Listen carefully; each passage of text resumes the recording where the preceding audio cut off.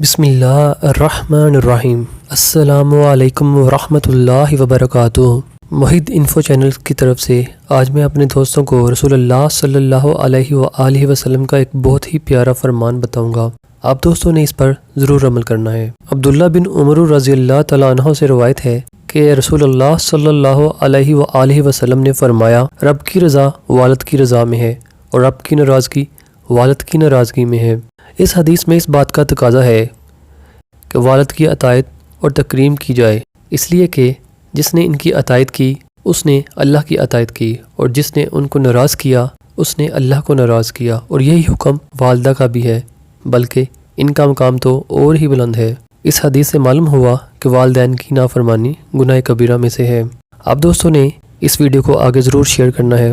السلام علیکم ورحمۃ اللہ وبرکاتہ۔